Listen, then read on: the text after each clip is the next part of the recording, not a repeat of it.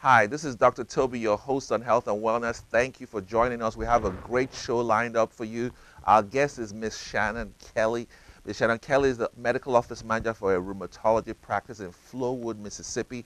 She's been with them for 21 years and in other areas of medical field. She's going to talk to us about being a minister, a minister of the gospel, a wife, a mother, and how she combines it with being a medical office manager.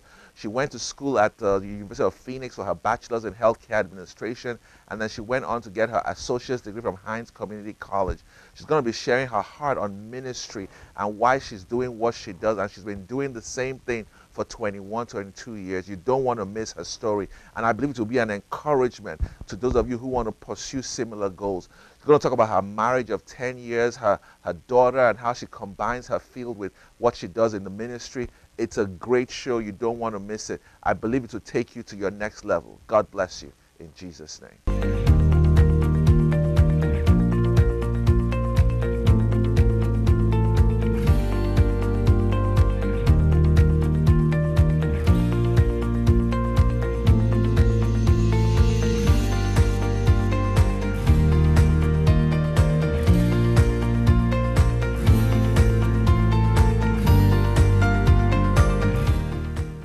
Take care of themselves, right? Hi, this is Dr. Toby, your host on health and wellness. Thank you. Don't touch that dial.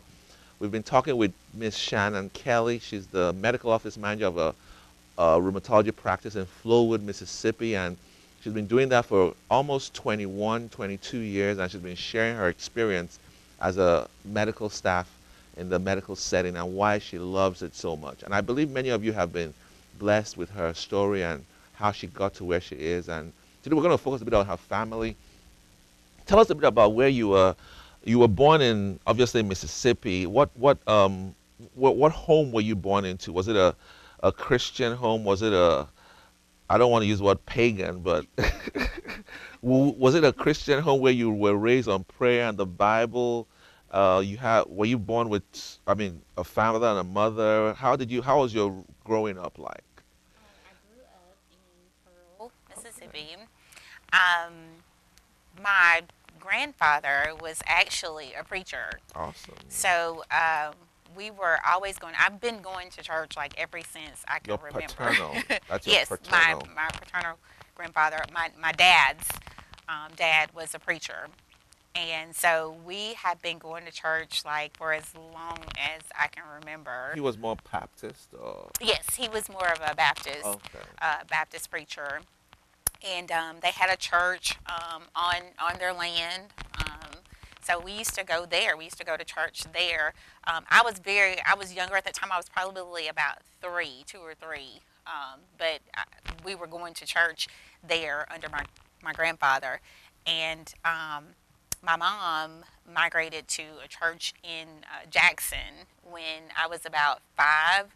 So that church was like really the only church that I really knew because we were there until I was like a senior in Oh. high school. So So I was was that St. Paul's? no, that was a True Gospel. It was a church in Jackson in the Okay. sub. So that's where we had went for so long. Oh, really? I didn't know Yes, that. yes. Okay. And then after that, we went to So you joined St. St. Hill. Paul's as a senior of St. Well, Hill. I joined St. Paul later, Okay. as later about when David and I started Okay. dating.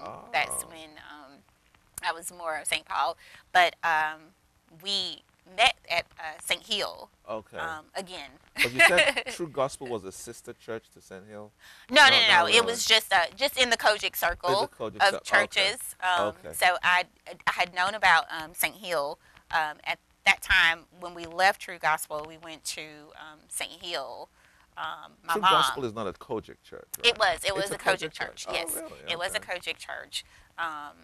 That leader has passed on. Okay. But it was a Kojic church. Well, it is a Kojic church. It's still a Kojic church. But we migrated to St. Hill as I started college Brandon. in Brandon. Okay. Yes. So as I started college, we migrated to St. Hill and moved forward. That's where David and I Okay. met and Nice. became Okay. friends. And So did your yeah, dad just take built. over his father's pastorate? No, he did not. Oh, okay. He kept his church for a little while after that. I think like about 10 years after that, he kept his church. And then his health kind of started failing and um, Your everything like granddad's that. My health. granddad, yeah. Oh, okay. So he decided to just, close down the But in church. terms of your nuclear family, were you raised in a Bible-believing home Oh where yes, prayer and yes, Bibles were read yes, every yes. I day? mean, And I can remember when I was young. Before we went to bed, we would get by my mom's bed. Like all of us would have to get by my mom's bed, and we would say the Lord's Prayer okay, every night. And then we would have to say, something that we were grateful for before the end of the night. So that's nice. we were raised, to believe in God, to Hmm. love God. And as a matter of fact, when I was before I started school, I went to a Catholic preschool. so In Pearl? Oh it wow. was called St. Jude.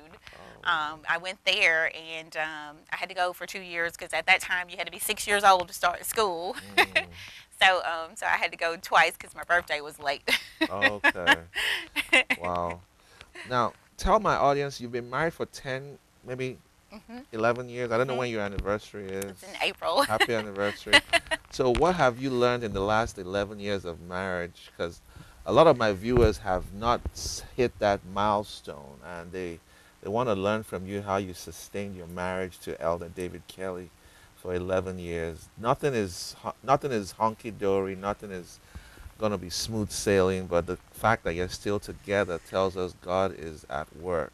So, Yes. what lessons can we all learn from you over the last 11 years? um, I You and just David, obviously. I just say, communication is key in with your partner, who you're married to. Communicate with them and respect them.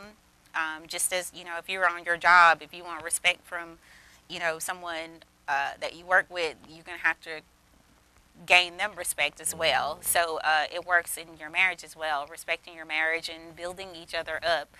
There's nothing worse than tearing someone down. I was listening to a radio station, and I forgot the percentage that he said, but he said your marriage rate is more successful. It said you're 80% more likely to stay together and to live healthier with someone that's building you up. And it was like 40 something percent mm, likely to be unhealthy. You're going to be more unhealthy because you don't have anybody taking care of you, and right. that's concern for you. So Mm, communicating and building each other up, and also don't be afraid to seek professional counseling. That's mhm, so important. Your mental health is so important during any time in your life. There are going to be times that are trying, and it's important to have someone that you can communicate that with. If you're not feeling well or whatever is going on with you, don't buy into the stigmatism that everybody's fine. mm, What everybody portrays on the outside is not really probably what's going right. on the inside. So just communicate with each other and build each other up. And as I Mm. said, don't be afraid to seek professional counseling. Mental health is real and it is out there. I know the So, how do you guys share responsibilities like the school run for your daughter? I'm sure she goes for dance classes or stuff like that. How do you guys share? I mean, with your busy work schedule. we both try to we both try to work at it. Hmm. If I can't do something with me, I drop her off at school. He picks her up from school most of the time, and if she's involved in gymnastics or whatever, we just try to make sure that each one can do something. Do something. Okay. Either he might have to drop her off, or I may have to pick Pick her her up, up. or Okay. something like that. So So we the tend to try to work sacrifice. together, Right. Right. working together. That's another marriage point, and working together. Mm, okay. Now you attend the same church. You minister together on the same choir. Anything you will advise couples in terms of over the last 11 years? So let me use this word. If you were to do your 11 years ago, are there things you will do differently? Are there things you would say, maybe I'll have done this instead of that? There are some couples who choose not to be involved in their husband's ministries. They choose to stay on the sidelines. So I don't know. Have you, from your 11 years experience, do you think there are things you've done that you think you would have done differently if you look back in the last 11 years? I don't know that there's anything that I would have done differently. Um, I just went into it as everybody does. You have a perception of how everything's going to be, but then life happens.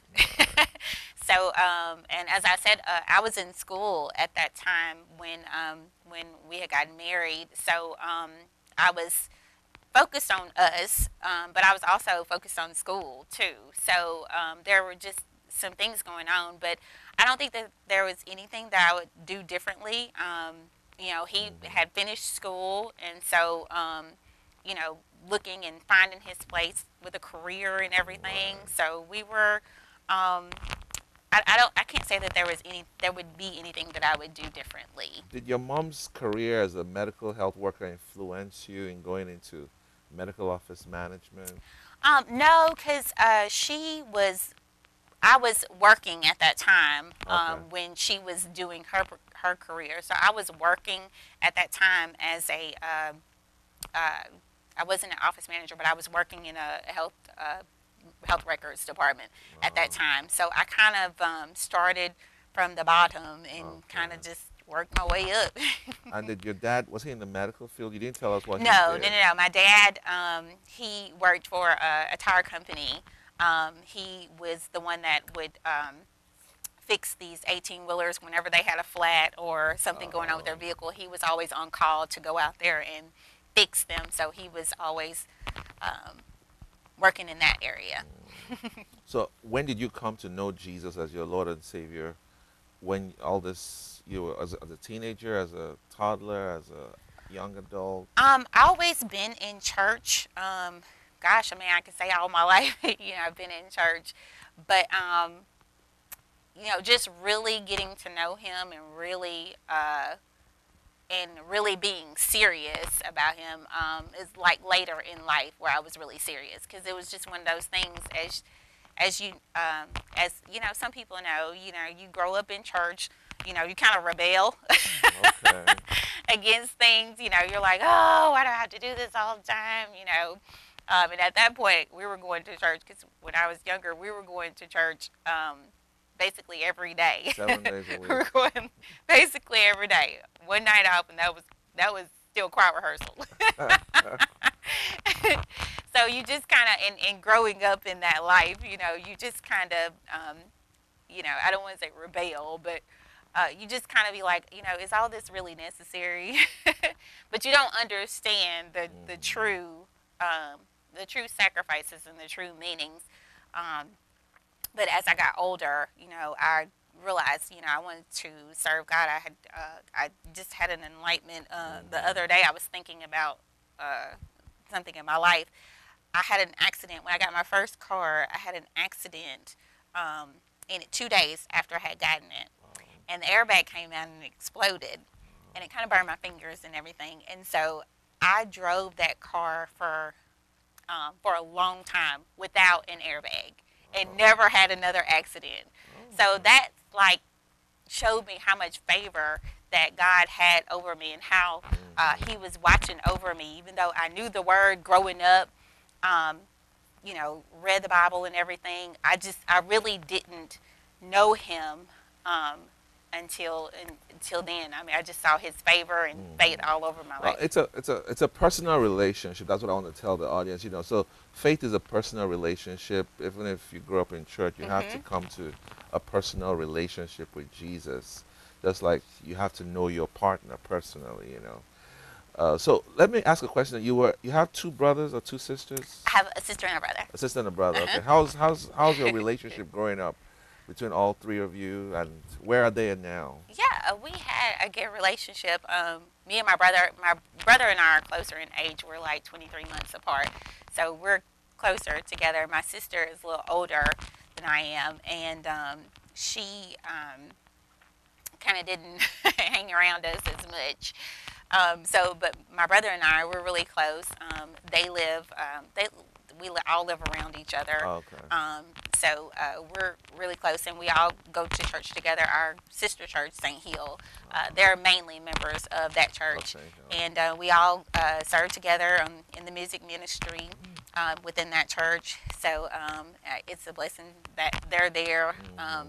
They're there You to never support told us us. why you got the scholarship to Delta State for the choir. Were you a Yes. singer? Was that your gift? Yes, I was. I was in show choir in high school. Public school, like Jackson Public Public school. School, Yes. like Pearl High This School. was Northwest Rankin. Yes. Okay. Rankin County So what does Schools. it mean to be a show singer? Basically, you're singing songs from like movies, and you have to go to competitions. So you could sing like. Yes.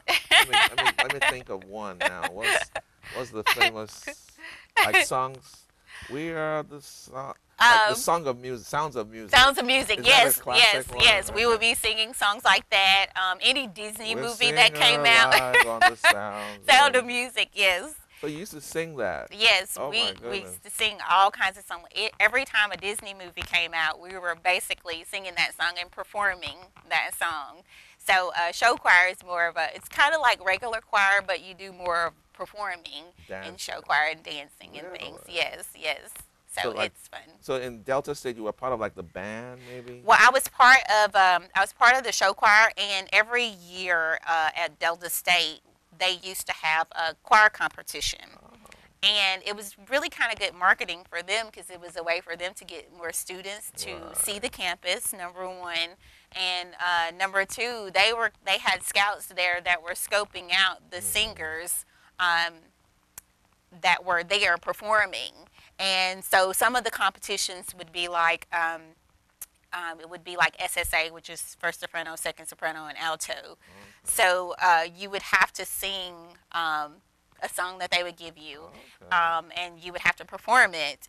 And so I actually went. I got a scholarship on a voice scholarship. Oh, I wow. went and did a recital there, and that's how I ended up getting a scholarship. Like I said, they would have gave me more had I majored in music, but I just didn't want to go that route. Okay. You couldn't play instruments. I was playing piano at Okay. that time. Because I know David plays the piano. Yes, Okay. David does. He plays piano, organ. He plays a lot of instruments, and he's very great at them. Okay. But yes, I was playing piano at that time, Oh, so okay. I did a little. So when you hear all those songs on TV, it brings back memories. All those Disney songs. Oh yes, it does. It does, especially like the Little Mermaid. I mean, that one brings back like a whole bunch of just memories. Lord have mercy. I'm sure some Christians in your church will be like, "How can she be singing that as a believer?" I mean, you know what I mean. In the coaching Yes. circles, Oh they'll be yes, like, yes. "You shouldn't do that." Right. But give us a little synopsis. When you guys met, was it love at first sight, or did you develop your relationship, you and David, over time? We developed our relationship over time. Like I said, I knew him when I was 14. Okay. I always knew him, and we were always friends. I was friends with his sister and brother, and we just kind of grew up together. So we He were went to always. another school, Yes, though. he went to another school. Right. The Jackson Public School Yes, system. Right. yes, yes. So we just kind of grew up together, and we, just found each other later at St. Hill. Have you ever, and this is I'm sure you're going to be embarrassed, but have you ever thought of leaving Mississippi, you and David? Has that thought ever crossed your mind? No, and that's not to say that we don't get asked to leave, but we are very happy in Mississippi. We Mississippi. love what God is doing for us. We love the leadership that we work under. We love being here. Right. So it never cropped up. And David went to school in Jackson State and Hmm. now works in a bank. Okay. Yes. So what advice do you have for newlywed couples in terms of motherhood, marriage, sustaining their relationships with their loved one? Any personal advice you can give them? Yeah, just as I said before, communicating and prayer, Prayer always helps. Communication, prayer, building each other up, and like I said, don't be afraid to seek professional counseling. Mental health is so important.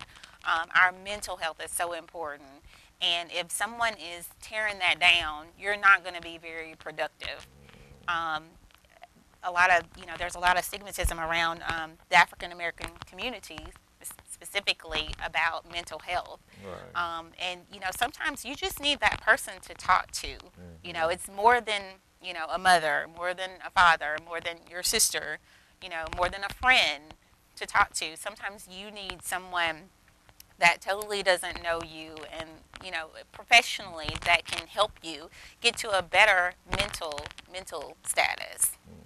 Have you ever had challenges? So this is what I'm saying is this: as a medical office manager, your schedule is pretty tight. Do you think you've had to face health challenges as a result of your work schedule combined with your role as a mother and a wife? Because I've seen medical office managers who literally burn out, just taking their jobs home and becoming obsessed, and then it affects their marriage, it affects their relationship with their Hmm. loved one. So have you had any challenges combining work, home, relationship with David? And has that been an issue in terms of your personal health? Have you noticed some people go home and they binge eat, they don't take care of themselves, they don't exercise, they don't go for their annual checkups because they're so busy working. A Yes. lot of doctors are their own personal worst enemies, truly. So I don't know if it affects the medical office manager as well Yes, as yes. the physician. It's just like any job that you work. Sometimes you take things home. I know sometimes I'm like I always focused on. I'm always trying to be proactive. Hmm. So a lot of times I'm thinking about stuff like for the next day. And so like I'll go to bed thinking about, okay, I got to get this done. I got to get that done in the morning. I need to do this. I need to get there at this time so I can do this. And that's the kind of thing. I haven't like had any physical challenges, with my health or anything. But a lot of times I can tell like I didn't rest well at night because I was thinking about what I needed to do the next morning. So a lot of times that comes home with you. And I can remember one time I worked for a physician and he was never really happy. Um, he like fussed a lot, but I just came to work under him, and everything was a yes sir, yes sir, yes sir. And a few years later after that, I came across him again, and he was like smiling and he was Oh, happy, wow. and he was like, "Hey, how are you?" And I was like, "Great." I was like, "Is this the same person?" And I was like, "Great." I was like, "How are you?" And he was like, and this is something that stuck with me like out for the Mhm. rest of my life. He said, it helps when you marry the right person. Oh, that's what he said. So all of that came from not being not being with the right Oh person. my goodness. So I learned, I was like, okay, You yeah, you're you married. just threw her under the bus. Yes, I was like, well, it helps when you're married to the right person. You're married to somebody that you can communicate with and that understands you. So my question is, as a medical office manager, can you guarantee my viewers that they'll get 2 weeks holidays in a year? I mean, because that's kind of the short changing of the medical office staff. A lot of you work, I don't know if it's per rota or something. You see, if I get a job with the university, it's part of my Hmm. package that there's two to That three two weeks to three holiday. weeks. Yes, Now, as yes, a medical office manager, is that part of your package? yes, yes. I mean, that's definitely part of your package. Um, it just depends on you, basically. And a lot of you work public holidays. If you work for a doctor, he wants to Right. work on July 4th. He wants to work on President's Day. He wants to work on Martin Luther King Day. He wants to work. I mean, your husband works in a bank. I'm sure he's at He's home on President's Day, Martin he is. Luther, He's and home you on are at President's work. Day. I'm at work. I'm at So work. my viewers are So like, why yes, do we I have don't to? get. The major holidays, yes, you do get, but You those get little state New holidays, Year's, Christmas. Christmas, Thanksgiving, Memorial Day, and Okay. you're able to, of course, definitely take vacations. I encourage to take vacations because there's nothing like a good, refreshing getaway to come back into, come back to work. Sometimes you just need to leave for a second and then come back to something. It's like working on something, working on a puzzle. Sometimes you're just too busy looking at what's there that you can't really focus. Right. So when you leave it overnight or something and then come back the next day, you find that missing piece and you put it all together. So, But the reason why a lot of you don't take vacation is because there's nobody to hand over to. yes. So, but like in your practice, you have two assistants or something. Yes. So if you Yes. leave today, the practice can Yes. There's always someone there that can handle everything, and if that can even handle if not, billing, that can handle, yes, they that can handle the billing, handle that can handle, infusion equipment yes, orders. making sure they're not going to do it to your level, but Hmm. they'll at least get it to where what, hey, when she gets back, she can Finish it. take over this part, Wow. but we're just getting it in here, getting it out of the way, sorting it out so Mm. that it can be done. So as long as you have someone, and that's where your training, because as a manager, you have to make sure that everybody's trained to do something. Mm. Because if something happens, if something is going on in the back, then the first person that they're going to come to is you. There should be no vacuum if possible. Right. Right. Right. So you want to make sure that that person, is trained. If somebody's not doing something or if they're complaining about something in the back, then you've got to address it with, whoever to make sure Hmm. that it's correct. Yeah, I've always learned from my experience. God told me years ago, He says, who you join determines what you enjoy. Who Exactly. you join. So I think who you join as a physician, if you join the right The right. group of Yes. physicians, Yes. you will have fun as a medical office That's right. manager. But unfortunately, there are places you go to and it's a nightmare. It's It's a, it's a tough. lady gets hit on, or some some guy just throws stuff at you and calls you names, and Yes. so Yes. obviously who you join makes a big difference. That's right. When we come back, we're going to talk about how you guys handle payroll, because I think a lot of my viewers are not even aware, but that's part of your responsibility too, right? Like Yes. organizing payroll, and then organizing how the checks get to the physician, making sure that line of traffic of payment is seamless, Hmm. because it's a big part of what we do as physicians. And we've had stories of doctors' checks getting missing and someone else cashing them in. So I just wanted us to talk a little bit about the payment models that are available in medical office physician practices. We've had a great time. We're going to come back next week for our final session with Miss Shannon Kelly. She's been sharing her experience as a medical office manager for 21 years, giving us her heart on marriage, her relationship, her husband, her children, her daughter, and her calling as a music minister. We'll share a little bit more about that when we come back. Don't forget, Jesus is Lord. God bless you.